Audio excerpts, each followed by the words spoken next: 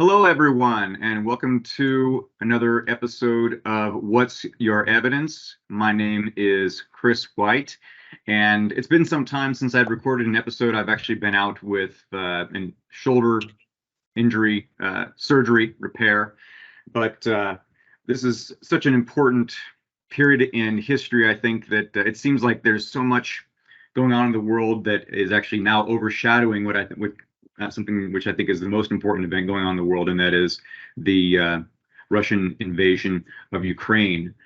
And I have to say that 15 months ago, just prior to the invasion, I was of the opinion that this was not going to happen. It just seemed unthinkable because how does something like this happen in the post-World War II era?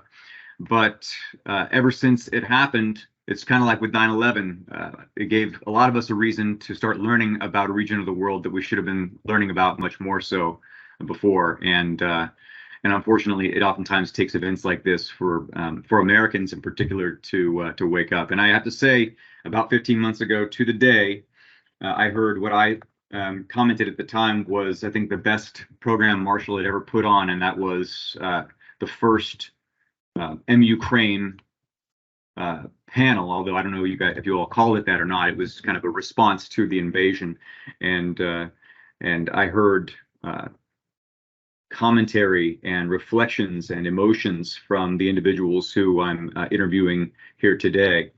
And so my intention today was to have kind of a 15-month retrospective on what you all have been doing with MUkraine. These are Marshall University professors and staff members who have been keeping after the events of the day in Ukraine ever since Russia's invasion, February 24th. The first program was on March 2nd, and then they've been continuing it every week since then. And so I'm just going to go around the group here and really quick introduce our panel. First, we have Professor of Biology, Dr. Victor Fett. And then we have Professor of History, Dr. Anara Tabashileva. And Professor of English, Dr. Katerina Schrey. And from Marshall Library, Larry Charay. Thank you so much for joining me today. And so I have a lot of questions to ask you all, but I wanted to start off by giving Dr. Fett the floor so he can show us a slideshow presentation looking back on what we've learned about this war so far. Thank you very much, Chris. It's an honor to be here today and an honor to be here every week. I agree that this is probably the best program, at least on my memory, that we have put together at Marshall. It seems to go on by itself and to generate much more material, memory, footage, reflections than we ever hoped. I will start with illustrating my words, showing a few frames to remind everyone who is watching what has happened and what we have been doing since. Today is day 463.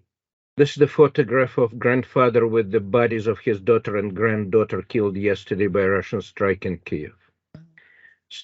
Missile strikes on civilian targets continue for 463 days. It's completely unthinkable in modern world, at least in Europe, that this would have happened. Still, it is happening, and we are watching it for 65 weeks now. Here at Marshall University, West Virginia, we are far from war front. However, many of us have connections to Ukraine, either of Ukrainian heritage, living or born here in America, or interested in this part of the world. I myself was born in Ukraine, but raised in Russia. So my cultural heritage, if you wish, and identity embraces both sides of this war. And it is complex for Westerners, for Americans to understand why and what is going on. What is going on is pure evil and pure murder by Russian army. And this is so old-fashioned and archaic that I do not have modern analogies. You really need to start with first chapters of your history book, somewhere from Persian Wars or ancient Genghis Khan. This was independent Ukraine after Soviet Union, the remnant of Russian Empire, fell apart in 1991. This is Ukraine in 2019, 5 years after Russian-backed separatists and Russian troops seized two key areas in the east, Donetsk and Luhansk, and of course the peninsula of Crimea, much fought about over the history. This is Ukraine yesterday. And we hear in the news that counter-offensive of Ukrainian troops, backed of course by people of free world, is about to start. We hear news about Russian volunteer battalions, anti-Putin battalions, making the incursions in Kharkiv area into Russian borderlands right here in the north. We hear about preparations of Ukrainian troops for an offensive. We don't know where it will be, but I urge everyone to watch the news in the next couple of weeks. The tides are changing this summer, and there is a small window of hope. We started on March 2nd, 2022, on urgent panel. We all were here, and with great help of our library friends, we managed to give an urgent discussion panel. We didn't know it will last for 15 months, but we started attracting people across the world, starting from academics, experts on Ukraine and Russia, on the region. Obviously, this is most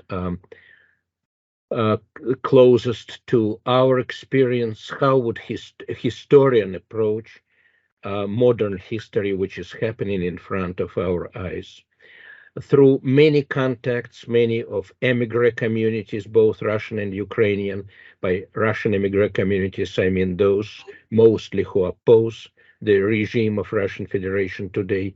We managed to get on our program, talking to us both in English and in Russian, sometimes in Ukrainian, many prominent names. Dr. Alexander Motyl, one of the best experts on Ukraine, authored 30 years ago the book about fallen empires. And I asked him, how does it feel to be a modern prophet, to live to your prophecy self-fulfilling? It is all very sad. We managed to find across the United States, Canada, in Europe, a lot of experts on history, on culture, on modern politics. Katerina Odarchenko here is from Ukraine and now a successful lobbyist in Washington, D.C. for Ukrainian cause. Dr. Leonid Rudnitsky is the doyen of Ukrainian studies in Philadelphia. Andrei Zagdansky, emigre of my generation, is a prominent filmmaker who made a movie about the first Ukrainian revolution in 2004. We bring people directly from Ukraine. Our slot was made from 1 to 2 Eastern time in order to accommodate the time difference with Ukraine and Europe. And we managed constantly to bring friends and colleagues and academics from Ukraine directly, mostly from Kiev and Kharkiv and Odessa.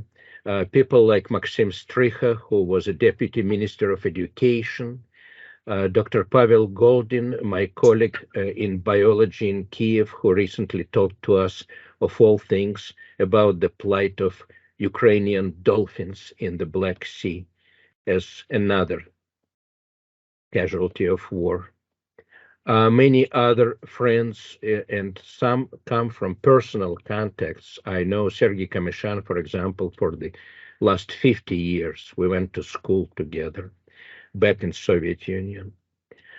Very important contacts which we maintain are with direct volunteers near front lines, who in their turn sponsor and help territorial defense, which is popular militia, people which are not drafted into the army but still fight Russian invaders. Margarita Kuznetsova here, we had her several times on our program, runs art therapy studio for children from displaced zones. Local groups in West Virginia, of which there are several, support directly those donors, and we are glad to serve as a hub in connection. Here is the collection of art supplies, which was collected this spring and shipped to Ukraine from West Virginia. We bring writers, journalists, publishers, and here are just a few names.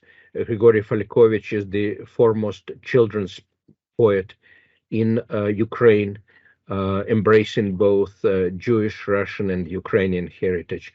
Alex Volодарsky, one of the best humor writers right now in Germany, kept spirits of many aloft.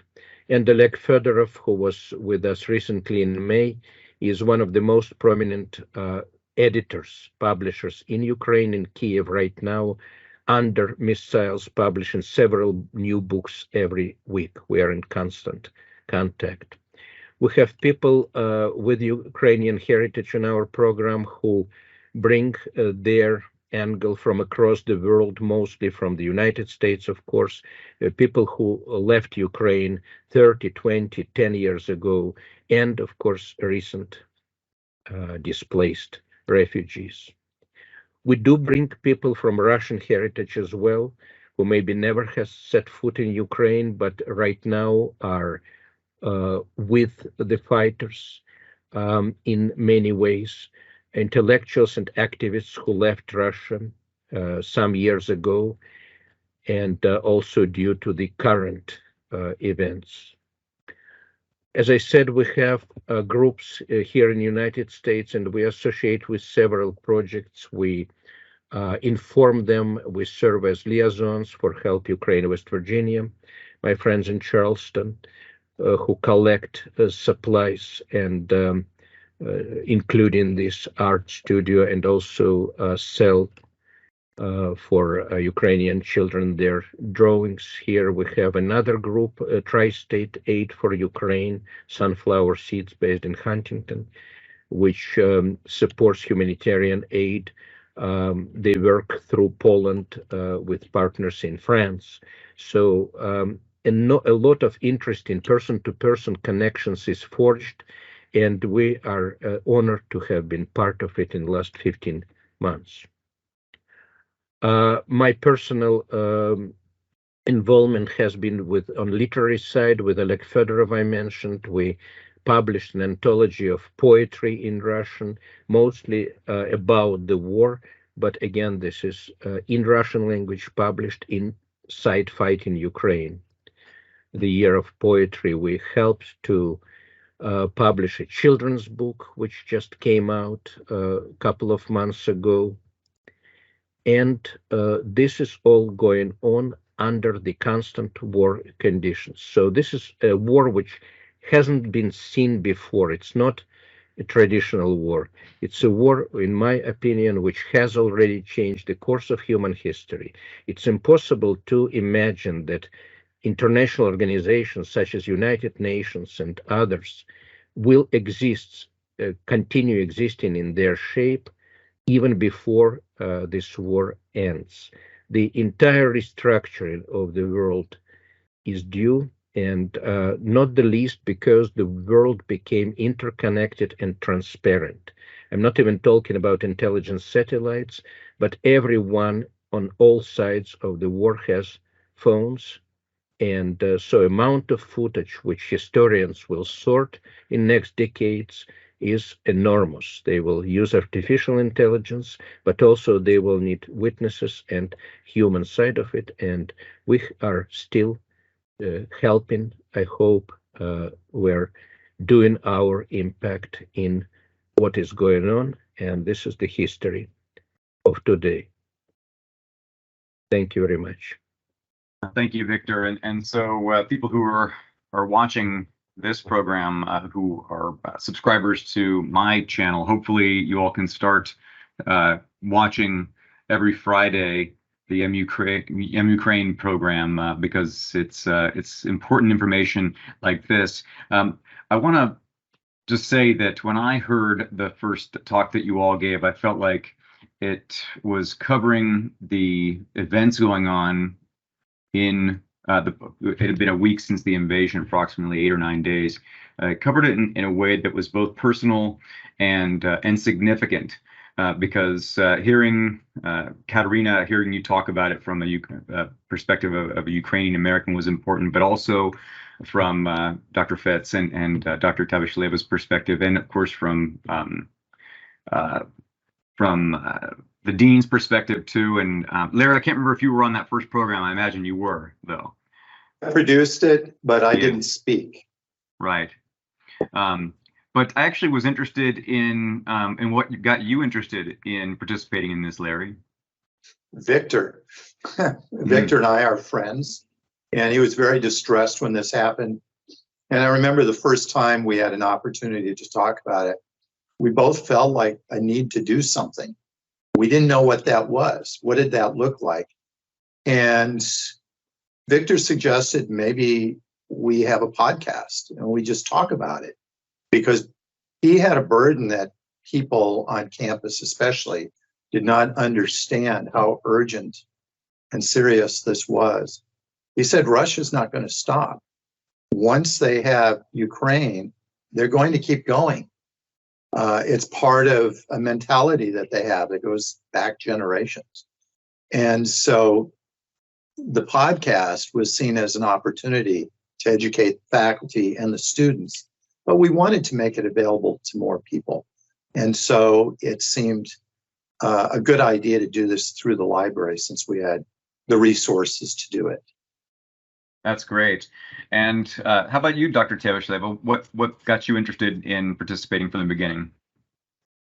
As you mentioned that we have more Soviet experience together with Victor, and I grew up in the Soviet Union, and I even lived a short time in the so-called military town, where actually I saw both Slavic groups, Russians and Ukrainians.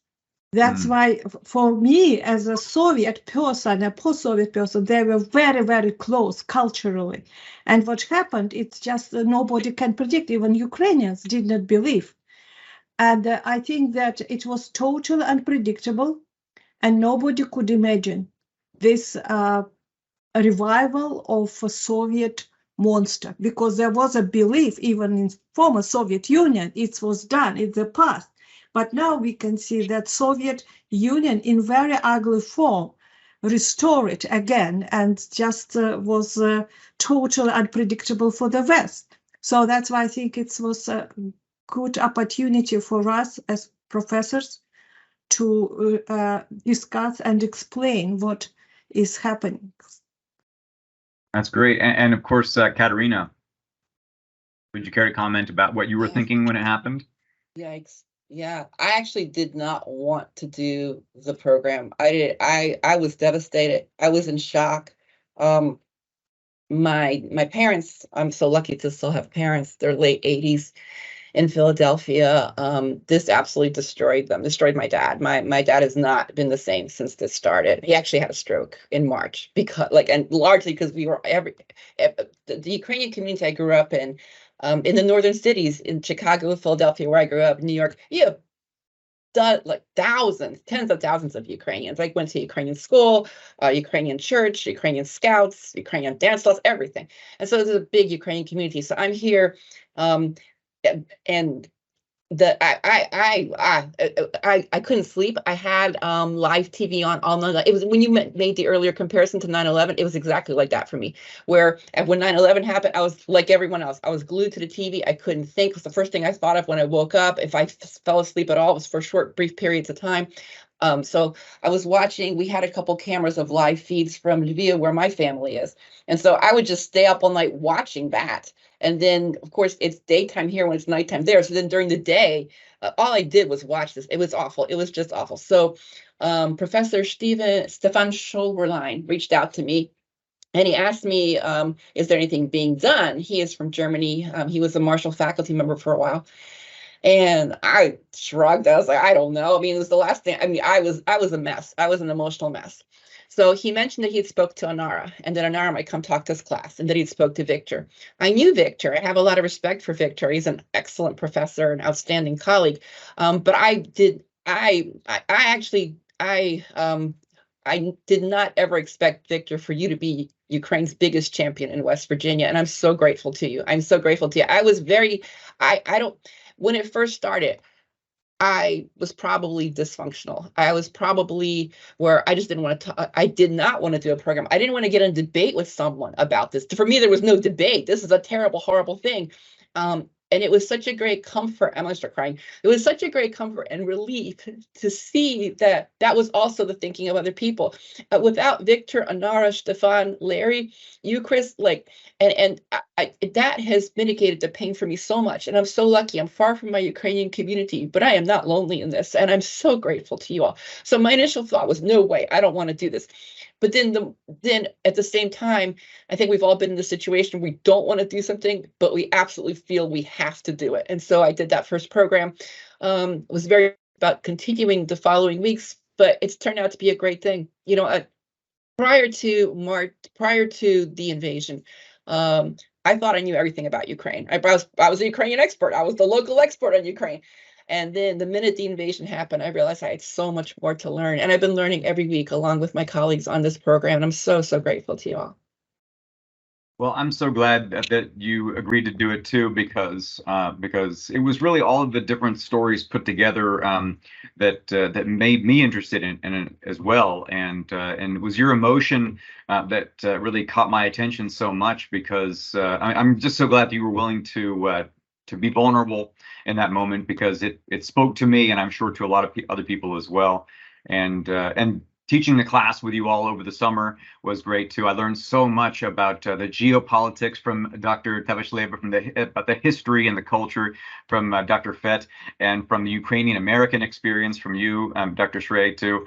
It just gave me an excuse or a reason to learn about a region of the world that I really wish I had learned more about before. That was a great class. You did a fantastic job. Your students are very lucky to have you. That was masterfully taught. Thank you. Thank you so much. And I'm curious, one of the things that keeps on coming up is that people mention how surprised they were that the Ukrainians resisted so fiercely from the very beginning, right? Because, of course, a big fear of a lot of people was that this was just going to be a quick rout and there was going to be an occupation. But I imagine that you all weren't so surprised about the level of resistance, right? Would you all each care to comment on that? Larry, what do you think? I really wasn't following it that much.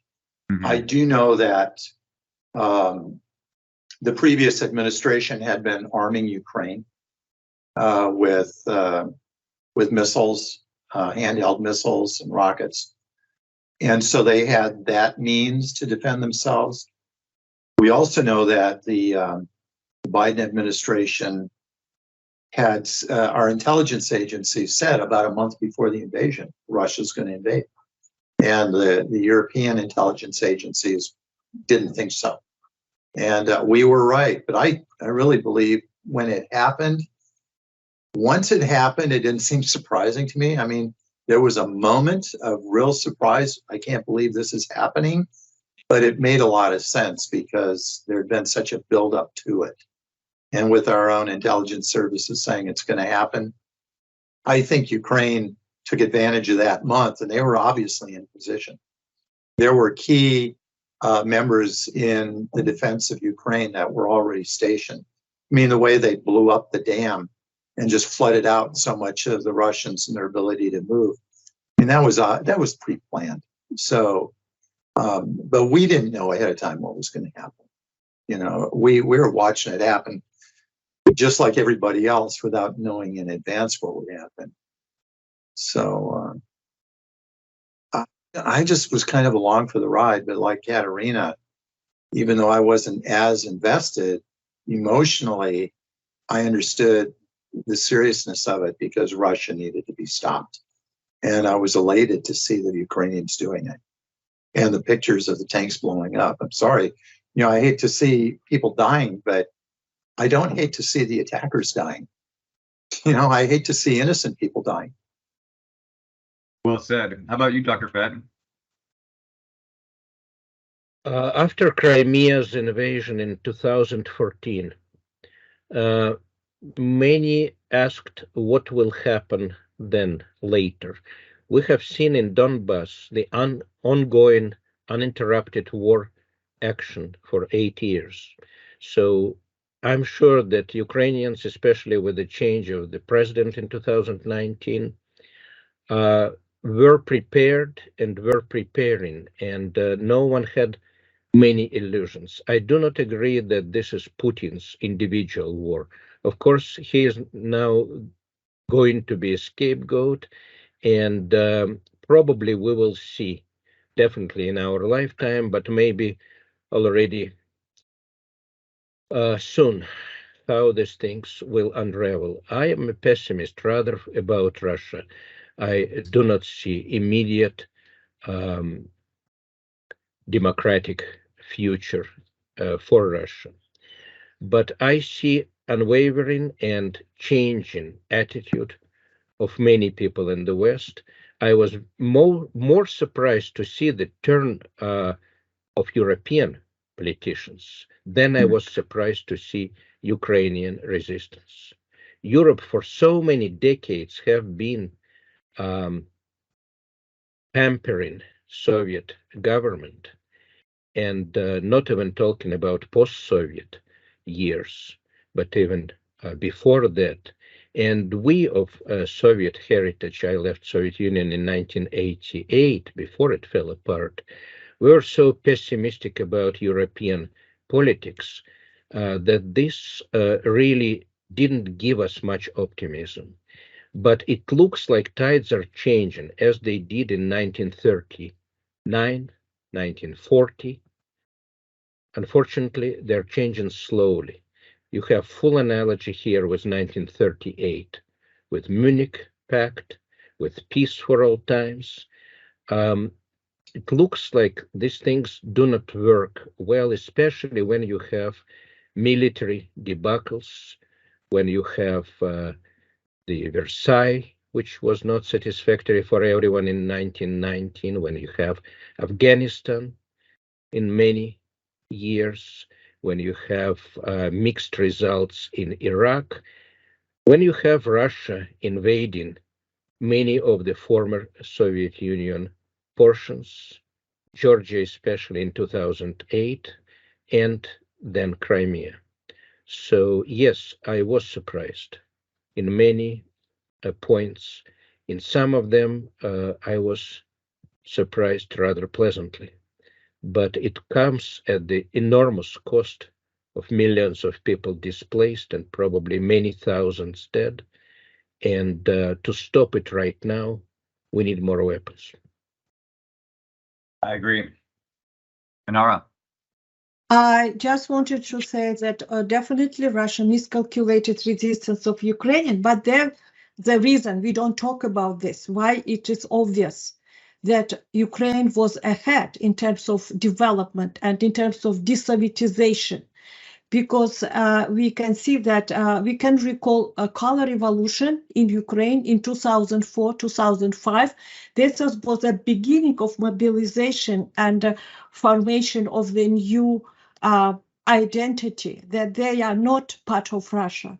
They have their own sovereignty. And secondly, another important moment we actually did not talk, and we can talk more about Holodomor. They reconsidered Stalin's policy in Ukraine and also united Ukrainians together. So, and if we look at the Russian side, and especially Putin, and many people who work together with Putin and fled to the West, they say that Putin is not typical leader. He is very uneducated. He has no ideology. He never had any brilliant speech. He doesn't know how to unite people. And Putin just a puppet of KGB. That's why if it's no Putin, there might be another Putin-like person, because of what West overlooked is the strength of KGB that was inherited from the Russian Empire. If we look at the Russian Empire, multinational, multicultural empire, they had very strong secret police. When Bolsheviks came to power, they just restored the secret police. And now we deal with this monster that spread its influence not only in former Soviet republics, but also in Ukraine, in Middle East, in even in America. We don't talk about this, and that's why I think it's extremely important to see that Putin himself is very weak as a leader.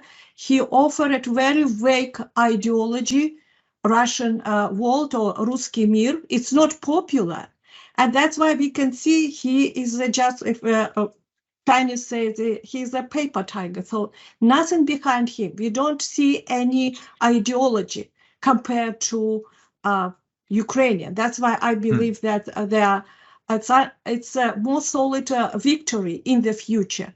And that's why we can actually predict that Ukraine will be victorious very soon and will be more successful. And Russia delayed its actually evolution.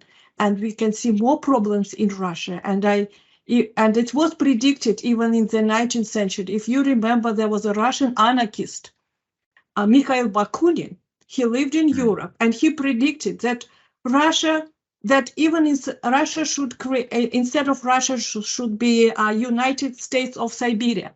So that's, who knows what might be in the future. It just tells us that Russia looks great and strong, but in reality, we do not see any ideology, no solidarity. We just see the legacy of Russian Empire and Soviet Union that was not dismantled.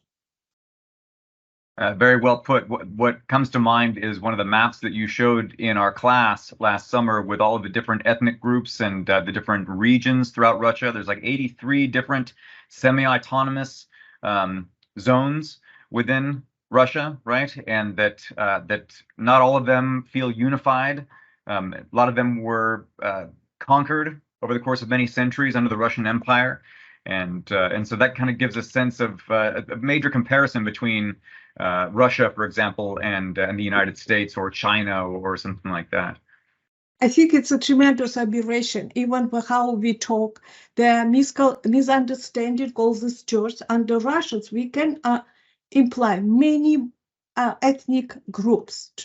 There are so many ethnic groups. Of course, when Stalin came to the power, he combined all some ethnic groups together and offered new names, like what we can see in China today. And in reality, the situation is more complex. And what I see now, a brilliant moment when these ethnic and sub-ethnic groups realize that they are not Russians. They have their own sovereignty. And the Ukrainians actually show the rest of the non-Russians in Russia, in Russian Federation, so-called. We always forget that it's not Russia, it's a federation. So, and we maybe should often use a word federation rather than just Russia. And that's I think good, that, that's why I think that it's this moment we should discuss more. We can see that it's not only Russians.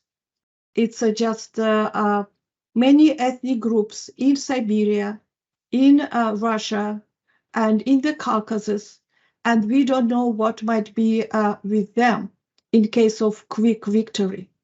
We don't discuss this. Yeah, great point. Katerina, what have you thought about the resistance? I'm not even a little bit surprised about the resistance. I was definitely caught off guard by the war. I think I got complacent.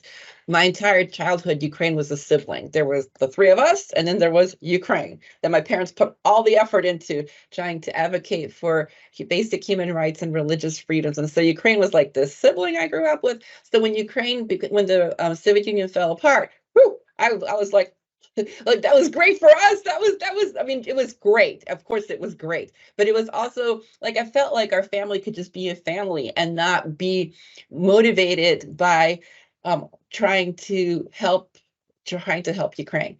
So when Ukraine became free, a great burden was lifted. All of us in the immigration were kind of raised to eventually go back and rebuild and help and save Ukraine, and certainly be aware of our relatives in Ukraine who might need support, not necessarily financial support, but just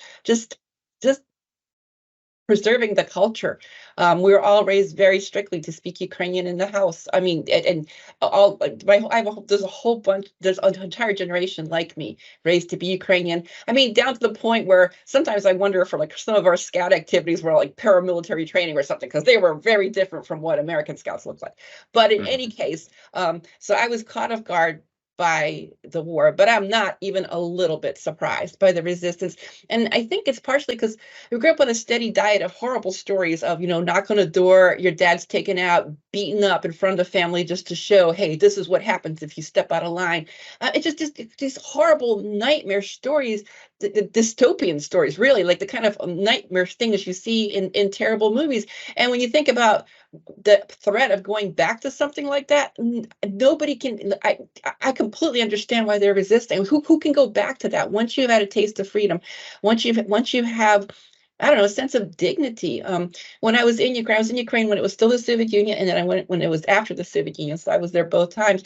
And it does take, I think, a while for people to recover and regain the sense of dignity. The last time I was there was before my children were born, so this is a very long time ago. But you could definitely spot an American or a Western European just by the way how we carry ourselves, and like eye contact and kind of a general sense of confidence and an understanding that we are worth something, that we have innate God-given dignity and a right to exist. That's not normal for many, sadly, for many parts of the world. So the idea of losing that, I think, is just inconceivable. And so the resistance, it really is. I am not at all surprised at the resistance. I admire it. And I just pray for those folks that this be over soon, because their suffering is horrible. Their suffering is absolutely horrible. We had a guest on our podcast, on our show last week, who pointed out that we have an entire generation who was born into war, and they're leaving this world in their 80s, seeing war again. And it's just so sad to see their lives bookended with war. And then this war is very brutal. It's very horrible. But I'm not surprised at all at the resistance of the Ukrainian people. And this might seem like an obvious question to some people who are watching or listening. Are you surprised at resistance? You might think, oh, it's inevitable that resistance would happen. But if you look throughout history, it's not. Because people are constantly trying to, it depends on how much unification they have in the country, how much nationalism is felt, what the experience is of the people. And I'm thinking of a couple of recent examples, like in the case of Iraq, the United States spent trillions of dollars trying to overthrow the government, install democracy, and train the military. And the second ISIS invaded Al-Anbar province in 2014, the Iraqi soldiers that we had spent 10 years training gave up. Whereas if you look at the contrast, and this goes into our next question, the contrast with Ukraine, the Ukrainians are using every cent worth of equipment that we're giving them to resist the Russians. And those two comparisons, I think say a lot, not necessarily about the character of the people, but of the nationalism, if nothing else, because the Iraqis weren't really fighting for the same cause. There's not that same kind of Iraqi nationalism. You have a lot of division within Iraq, and whereas, and this speaks to how I think, this goes against what Putin has been saying, but the Ukrainian nationalism is a real solid thing, as we can see. With the way that they've been resisting by taking all of the resources the United States and other countries have been giving them to resist the Russians. So I'm curious if we could go around and see what you all think about the U.S. response. Do you think it's been, or U.S. support, or lack of support, or their involvement? What do you think about what the U.S. has been doing? Anybody can jump in. Well, can I comment? I want to go back just a couple sentences, as far as what's the motivation behind what is it that's causing a different response from the Ukrainian people than from the Iraqi soldiers you described. I do wonder if part of it is the role of the diaspora. There's people in Ukraine have relatives throughout the world, and they've seen over 30, 40 years what life can be like, what are the blessings of a more free society. And so it may just be that, and can get a visa, you can come visit. We have plenty of people, my generation grew up who went back. My cousin had a Ford dealership in Kiev for years. And so there's a lot of communication between the diaspora and the people in Ukraine, and there may just be a better understanding of what's at stake here. It may be that. I mean, it's just kind of a guess, but I do I do think that there's something to that. Yeah, but back to your question, the U.S. response. So it's okay. I'm going to go ahead and just keep talking about it. Please. I have a lot of really good friends who do not think the U.S. should be supporting Ukraine, and it actually is straining the friendship. It's mostly because I feel like I'm Ukrainian. I have family there, so of course I have something at stake. And when I hear $100 billion to Ukraine, but we have homeless people here, that is true, and that is sad. And for what it's worth, I've actually tried to address the home. I still am. My whole family lives very actively trying to address where we can do good wherever we are. But it is hard for me to hear the objections to funding. I would say my one thing that I do tell people is that it's not just about Ukraine and Russia. This is way bigger than that. And if we can stave off much greater pain down the line through this, then that's a very good investment on the part of the United States government. Well put. Well put. Victor? If I may. Yeah. Yes.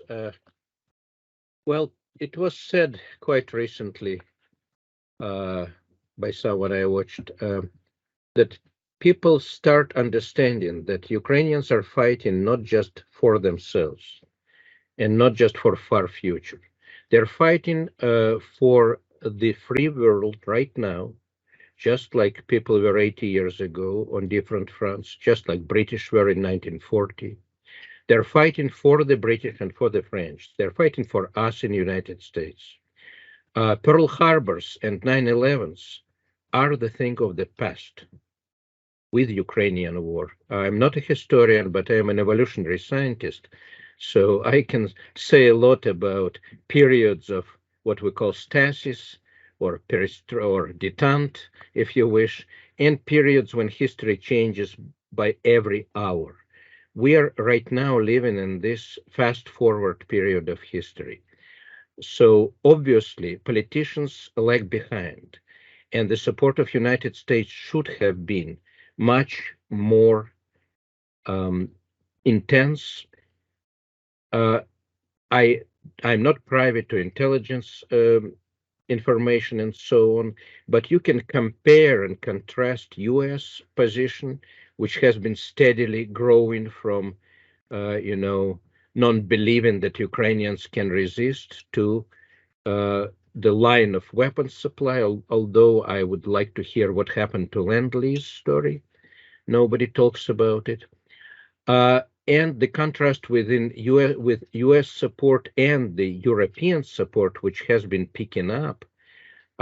People in this country didn't pay much attention to what happens to NATO.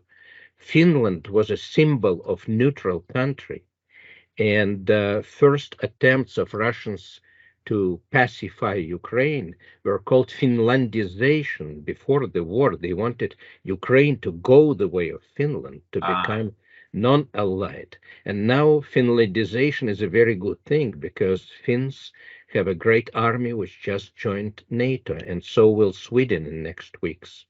So the tides, as I said, are changing tremendously. And now, after the war, obviously Ukraine will become the centerpiece of the future, if you wish, world order, the new rearrangement, not only in Europe, but globally. Look at what happens to and with China. The piece in the chess game we haven't named today. And it's interesting that we haven't named it because China is so bent on establishing world domination, the unipolar world. On the other hand, it's kind of obvious that China cannot go any way with Putin. Putin is a completely spent shell, and looks like Russia will be on the burden on China. So the situation is, as Katerina said, a good investment. We will spend much more money later if we don't spend it now. in short term. And I'm not even talking about any kind of Marshall Plan to Russia, which probably will not happen. I'm not talking about sanctions, but again, about European politicians, unlike American politicians, they seemed to still, and maybe still seem to think that it is possible to negotiate with Putin and with other gangster terrorists like him. If the landscape in Kremlin changes tomorrow, which is quite possible, we will see another iteration, another attempt to negotiate with whoever seems to be in power. But again, things, as I said, are changing. Keep an eye on Yevgeny Prigozhin, the self-made Napoleon of this week. And this is, if this is not beginning of civil war in Russia, and if Kremlin cannot put the end of it tomorrow, we will see some very Napoleon-like events in next months or so. The system goes downhill much more rapidly than we could think, and on all sides. Well, speaking of leaders, and I know I didn't get to Anara and Larry on that question, but feel free to comment on it. Speaking of leaders, I'm curious, have you all tried to get Zelensky on your program? He is busy. Yeah. I could get even the most popular anti-Putin commentators, although Anara managed to get Vladimir Osechkin from Paris for 20 minutes, who is amazing person. But no, we're not even trying to these levels. No. There are many interesting stories, not about Zelensky, of course. He is a clear leader, but also helpers who assist, who around Zelensky. For instance, recently BBC offered a brilliant, in Russian language, podcast about Yermak, who is behind Zelensky. I think we can prepare something, some discussion about this, to see real heroes. They are very busy, but they are doing great job. And I just would like to return to the question about the US response. According to many surveys, it's clear that voters are more concerned over US-China issues and then Russia's war in Ukraine. But in general picture shows that for voters, it's more important domestic issues than geopolitical problem. So that's why we have a very limited attention to this. And what very important for us to discuss and just to understand that a post-conflict moment is a great window of opportunity. So this is a moment when society and state could be changed, and we don't discuss, because you're in conflict management, the peace should be discussed already in the middle of the war. And what is the status of women? What is the status of children, young people? Do women and children, young people, have access to power? Usually in the past, what we can see when war is over, among people who are involved in peace negotiation, only men.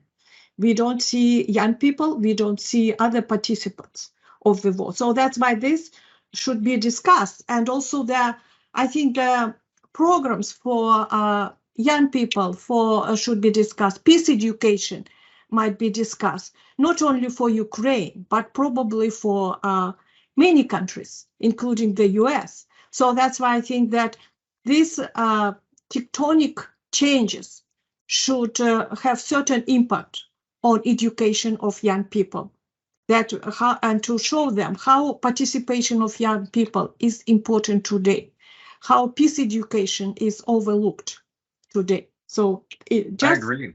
Yeah, that's why I think that what we can do at our level to talk more about peace. And I know that UNESCO has a brilliant programs on peace education and inspires actually to introduce this discipline into at all levels of education. And actually, that raises an important point too. You know, in the past, especially during the Cold War, as you all know, there was a lot of effort to try and understand Russian culture and literature, language, and it seems like that's actually going away. After 9/11, we had a huge increase in Arabic studies and Middle Eastern history. Positions were opening up. A lot of money went into that, and it doesn't seem like that's happening now with the Russian language and with Eastern European languages. And for example, guest we've had a couple times in the program, Dr. Stephen Miner, his position wasn't refilled when he retired at OU after 3 decades of being there in Russian history. So they don't have a Russian historian. They don't have Russian literature. They don't have Russian language there anymore either at Ohio University. And this seems to be problematic. Do you all concur?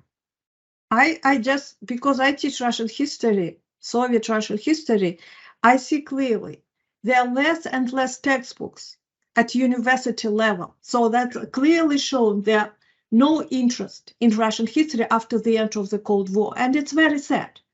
So that's why I think that, and also it should be restructured. We should just consider the post-communism as a whole. We just should understand the nature of communism and understand why it was attractive and even attractive today. So that's why I think that's a lot of work for us in the future to identify the problems in education at education level. Yeah. Well, we have a few minutes left. I wanted to make sure that each of you had a chance to at least comment on maybe the guest that stood out the most to you in this past 15-month period. If you could choose one. Ooh. Margarita. She works with children. She's, I don't know, maybe 30 kilometers from the front line. They can hear bombs going off some days. And these are displaced children. They're maybe orphans, some of them. And she works as an artist to do art therapy with kids. And they take the paintings that the kids make and they sell them for supplies. And they've sent some of them to us so that we could sell them in West Virginia or other places. But just her story, I mean, she's right there. And it's so sad. Yeah, it's a child's work of art. It's so sad just to think of, on the human level. And I think this is why her story is so compelling. There's so much needless suffering going on. Life is hard enough, just getting through a day sometime. To imagine these people with their houses bombed, the family's broken up, and they don't have any security really, other than the Army. The Army's doing a great job, but it's just very sad. And for me, it's the human element that Margarita brings to all of this. Yeah, I agree. I really liked her presentation as well. Anara? I think that Yuri Yarim Agaev is a highly respected person in the former Soviet Union, and we were very lucky to have him. Also, I like Alexander Matil and Leonid Rudnitsky. They're clearly the most popular speakers. So that's why I think in general we were very lucky, and I'm very thankful Victor Fed. He was able to find the best speakers, and we just I think that we did a great job together with, of course, because of efforts of Victor. It's really amazing. And you have, are there links to every single MUkraine on the website? Yes. Yeah? 65 weeks. Thanks to Larry. It's really incredible. Yeah, this is such a collaborative effort. You all have been able to gather so many interviewees with presentations.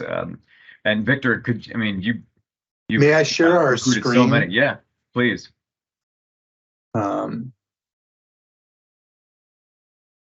If I don't know what you see. Live guides. Okay, you do see that. Okay. This was our first program that shows up. We have other supportive information on the left here, like donate to support Ukraine is right here. This was our last speaker, Andrei Vishnicki. I'm not pronouncing him correctly, but you can see that It's very easy to get some basic information on the individual. You can open up a tab to get more information on each individual. And then when we get, here's Margarita, I was telling you, is my favorite speaker. Oh yeah, last July. And so we've also put in a live video cam, which is, do you see the video cam? Yes. No? Yes. You do? Yeah. Okay. So click on that and see different views from Ukraine. And then we have Radio Free Europe, Radio Liberty, and their articles that they have. And they include an update on the war. This used to be very active. It doesn't change as much as it used to. But on some days, of course, it does change. So if someone simply Googles MUkraine and Marshall University, this LIP guide should come up for them. So you can see MUkraine here on the top. So Marshall University, MUkraine. Great. I'll include that link in the show notes too. Thank you, Chris. Now, if I can Yeah. unshare my screen, can you take that back? Let's Okay, see. there we go. Yeah. Katerina? Oh, it's hard. I'm always amazed at how articulate our guests from Ukraine are. Sometimes talking in like by flashlight. So I'm gonna. It's hard. So I'm gonna pick two that I'm not emotionally invested in, but just really admire and respect. So Alexander Motil for me was just amazing. Like he just absolutely amazing. But the other program that stood out for me, and maybe because this is easier on the heart, was Falkovich's presentation of the book Rudy, that Victor Fed translated sections of. That was amazing. It was both very sweet and at the same time addressed the horrors of war in a way that was okay to process. So I would say that was one of my favorite episodes. Great. Thank you so much. Katerina is working with us on possibly helping to publish this in English. We have some cues right now.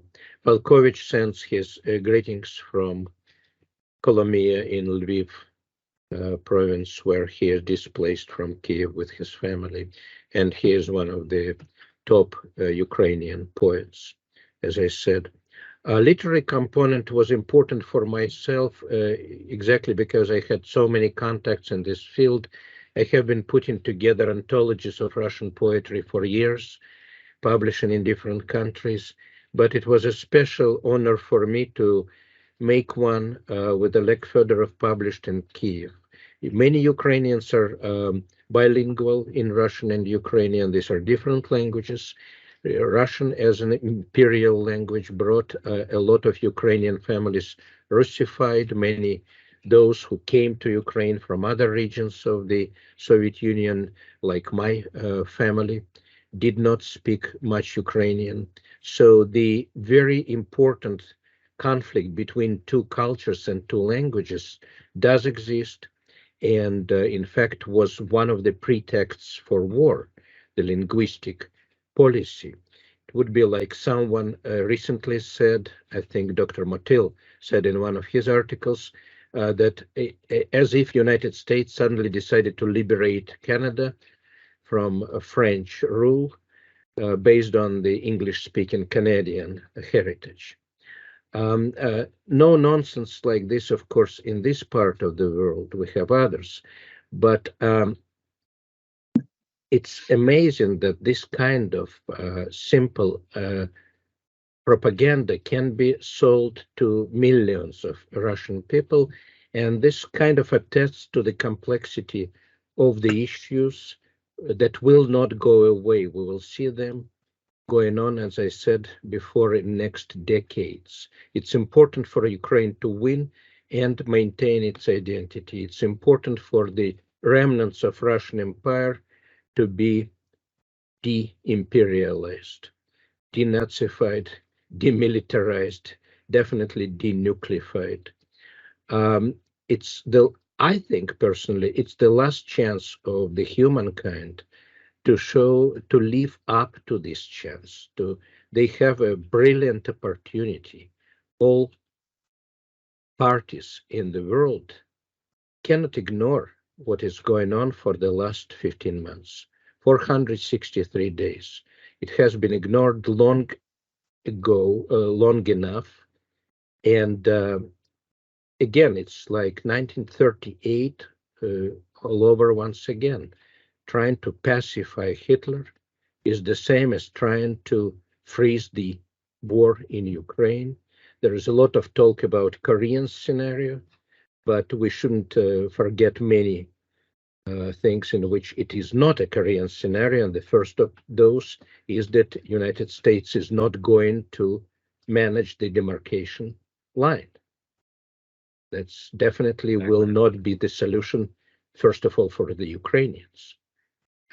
So this would be a defeat for Ukraine. Well, thank you. Yes, Yeah, as of our speakers, I would agree with others, but my special honor, as I said, was working with many literary figures beyond our volunteers.